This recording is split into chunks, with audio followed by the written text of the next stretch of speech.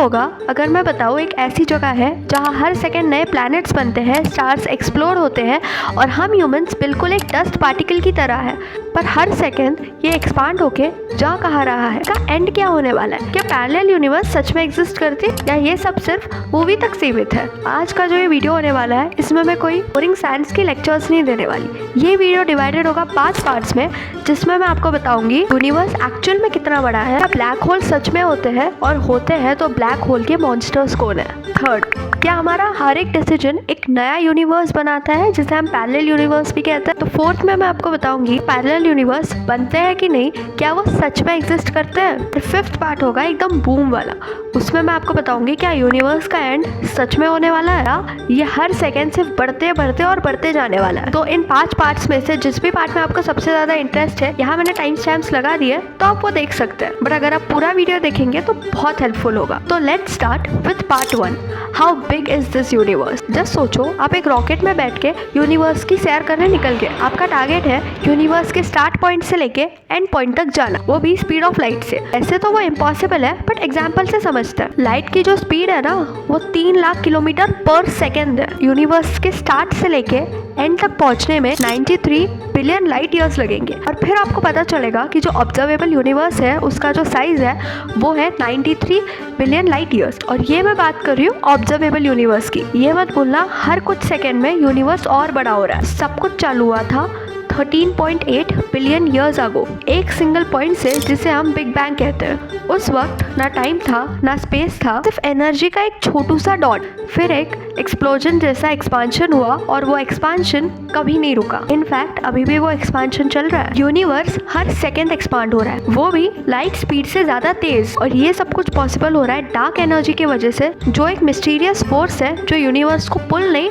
Push करता है। 1920s में एडविन हबल ने एक चीज नोटिस की, गैलेक्सीज हमसे दूर जा रही है और जितनी दूर है उतनी वो फास्ट जा रही है। इस डिस्कवरी को नाम दिया गया रेड शिफ्ट फिनोमेना। जब कोई ऑब्जेक्ट हमसे दूर जाती है उसकी रेड लाइट शिफ्ट होती है, इसका ये मतलब है कि यूनिवर्स खुल रहा है, एक्सपांड हो रहा है। बट देयर्स अ ट्विस्ट, जो मैंने आपको थोड़ी देर पहले बताया था।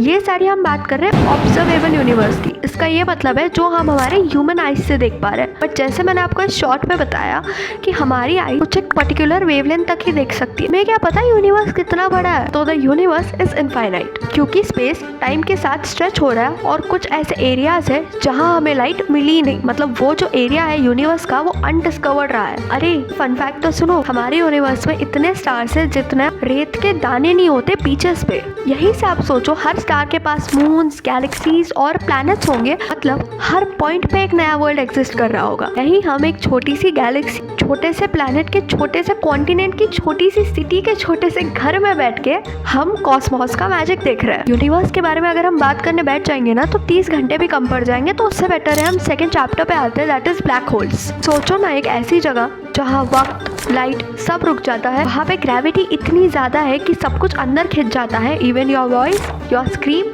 सब कुछ। ब्लैक होल कोई ऑब्जेक्ट नहीं होता, ये तब बनता है स्टार्स की डेथ हो जाती है और वो कोलैप्स कर जाते हैं under its own gravity. So much pressure, so much mass और एक इनविजिबल मॉन्स्टर बन जाता है। ब्लैक होल के अराउंड एक बाउंड्री होता है जिसको हम बोलते हैं इवेंट होरिजॉन। ये वो बाउंड्री है अगर जिसके अंदर हम घुस गए तो उसमें से हम कभी वापस नहीं आ सकते, फिर वो लाइट हो, इंसान हो या पूरी की पूरी गैलेक्सी हो। मतलब ये स्पेस का वन वे डोर है, यहाँ से वापस आना इम्पॉसिबल है। मुझे ना बहुत फैंटेसी होती थी बचपन में कि अगर मैं ब्लैक होल के पास चली गई तो क्या होगा।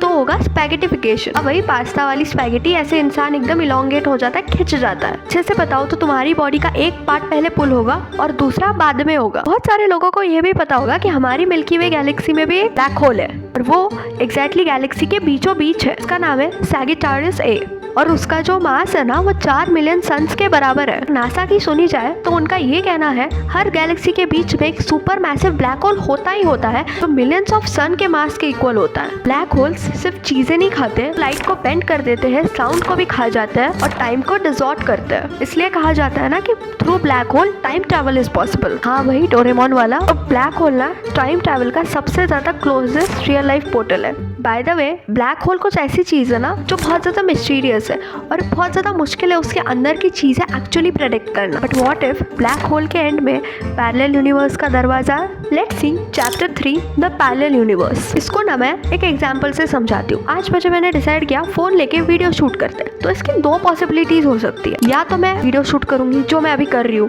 या तो मैं आराम से बेड पे बैठ के रील स्क्रॉल करूँगी। तो जो मैंने अभी डिसीजन लिया वीडियो शूट करने का वो ये वाला यूनिवर्स है, और जो दूसरा यूनिवर्स है ना जिसमें मैं कोई काम नहीं कर रही हूँ आराम से बैठी हूँ, वो बनेगा दूसरा यूनिवर्स जिसको हम पैरेलल यूनिवर्स भी कहते हैं। वो भी हम छोटे छोटे चीज़ें करते हैं ना, से हर सेकेंड एक नया पैरेलल यूनिवर्स बन रहा है। इसलिए भी से ना कि हर सेकेंड यूनिवर्स एक्सपांड हो रहा है। ये सब कुछ बहुत अच्छे से क्वांटम फिजिक्स एक्सप्लेन कर सकती है। क्वांटम फिजिक्स के हिसाब से atoms are very uncertain. Electron यहाँ हो सकता है तो सेम वहाँ पे भी हो सकता है पैरेलल यूनिवर्स में, वो भी सेम टाइम पे। और इस थ्योरी से निकला बहुत ज़्यादा माइंड ब्लोइंग आइडिया जो है मैनी वर्ल्ड्स इंटरप्रिटेशन, यानी हमारा पैरेलल यूनिवर्स। ये मैनी वर्ल्ड्स इंटरप्रिटेशन है क्या, शॉर्ट में बताती हूँ, सुनो। 1957 में फिजिसिस्ट एवरेट ने कहा जब कोई डिसीजन होता है तो रियलिटी स्प्लिट हो जाती है दो केसेस में, यस या नो। यस की एक अलग यूनिवर्स होती है, नो की एक अलग यूनिवर्स होती है। तो उसके फर्दर सर्कमस्टेंसेस होते हैं, ये ब्रांचेस बढ़ते जाते हैं। हर एक चॉइस, मिस्टेक और कोइंसिडेंस एक नया वर्ल्ड बनाएगा। एक बहुत ज़्यादा इंटरेस्टिंग चीज़ है मल्टी यूनिवर्स के बारे में, that is the butterfly effect. जैसे एक छोटी सी चीज़ बटरफ्लाई का पंख हिलना कैन चेंज द वर्ल्ड। तुम्हारा एक छोटा सा डिसीजन, छोटी सी चॉइस किसी की जिंदगी अफेक्ट कर सकती है। जैसे मैं बताती हूँ, आपने यहाँ पे दो चॉइसेस लिए, ये वीडियो देखना या नहीं देखना। इस यूनिवर्स में आप ये वीडियो देख रहे हो, बट दूसरे यूनिवर्स में आप वीडियो नहीं देख रहे होते और कुछ और कर रहे होते। तो जो कुछ और कर रहे हो उसके फर्दर 2-3 ब्रांचेस बनते हैं। इसी तरीके से यूनिवर्सेस एक्सपांड और बढ़ते जाते हैं। पार्ट 4, क्या मल्टी यूनिवर्स सच में एग्जिस्ट करते हैं? शॉर्ट में मैं बताऊंगी और आपको यकीन हो जाएगा। तो साइंटिस्ट ने अंटार्कटिका के ऊपर कुछ एक्सपेरिमेंट्स किए थे और इसको नाम दिया था अनीटा। उनको कुछ ऐसे सिग्नल्स मिले जो स्टैंडर्ड फिजिक्स एक्सप्लेन ही नहीं कर पाया। तो क्या ये पैरेलल यूनिवर्स से आए हुए सिग्नल्स है? एक और कॉन्सेप्ट है स्ट्रिंग थ्योरी, जिसके हिसाब से इस यूनिवर्स में 11 डायमेंशन एग्जिस्ट करते हैं, बट हम तो सिर्फ 3 ही देख पाते हैं। तो बाकी के साथ कहाँ है? क्या हम इतने श्योर है कि सिर्फ 11 डायमेंशन है या कुछ ऐसा है जो हम अभी तक देख ही नहीं पाए? बिकॉज मैं सच बता दूं, चीजें होती है but humans can't see it because of their limited frequency. अब आते हैं वीडियो के एंड में, यानी चैप्टर 5, विल यूनिवर्स एंड? सच में यूनिवर्स एंड होगा? जैसे कोई भी चीज बनती है तो वो खत्म तो हो जाती है ना, तो क्या यूनिवर्स सच में खत्म होगा या एक इनफाइनाइट लूप है जो चलता ही जाएगा चलता ही जाएगा? साइंस के पास कुछ ऐसे प्रूफ है और इनमें एक भी एंडिंग अच्छी नहीं है। तो है द 3 बिग थ्योरीज। इसमें 3 ऐसी थ्योरीज बताई गई है about the end of universe. पहला है the big freeze. Dark energy universe इतना ज़्यादा एक्सपांड हो जाएगा कि सब कुछ कोल्ड फ्रीज हो जाएगा, सब कुछ एक दूसरे से इतना दूर हो जाएगा कि कोई किसी से कांटेक्ट नहीं कर पाएगा। सब कुछ एकदम डार्क, कोल्ड और लाइफलेस हो जाएगा। बिग क्रंच, इसको हम बिग बैंग का रिवर्स भी कहते हैं। टाइम के बाद ग्रेविटी सब कुछ वापस खींच लेगी और सब कुछ वापस कोलैप्स हो जाएगा एक छोटे से पॉइंट में जहाँ से चालू हुआ था। और है बिग रिप। इसका ये मतलब है डार्क एनर्जी इतनी ज़्यादा हो जाएगी कि गैलेक्सी, स्टार सब कुछ तोड़ देगी। Even space time will be also teared. NASA के हबल और जेम्स वेब टेलीस्कोप ने इसका प्रूफ दिया है कि यूनिवर्स एक्सेलरेट हो रहा है, नॉट स्लो। इसका ये मतलब है कि बिग फ्रीज और बिग रिप की जो थ्योरी है वो लाइकली हो सकती है। जो हम देखते हैं वो भी सिर्फ एक ऑब्जर्वेबल यूनिवर्स है। व्हाट अबाउट ऐसी चीज़ें जो हम कभी देख ही नहीं सकते, तो उसका हम कोई प्रेडिक्शन कर नहीं सकते। द एंड साइंस ये कहता है कि यूनिवर्स कभी खत्म नहीं होगा, और होगा भी तो हम कौन सा देख पाएंगे। बाय द वे एक ट्विस्ट बताऊं, जब तक आप ये वीडियो देख रहे हो ना तक यूनिवर्स और बड़ा हो चुका होगा। बाय द वे हम हमारे वीडियो के एंड में आ चुके हैं। आप मुझे कमेंट में बताना कौन सा पार्ट आपको अच्छा लगा, कौन सा अच्छा नहीं लगा। अगर आपको ऐसे 15 बुक्स की रिकमेंडेशन जाननी है जो आपकी लाइफ बदल देगी, तो आप यहाँ पे क्लिक करके देख सकते हैं। तो अगर आपको डार्क साइड देखनी है एजुकेशन की, हाउ कोटा स्टूडेंट सर्वाइव, तो उसके लिए आप यहाँ पे क्लिक कर सकते हैं। बाय।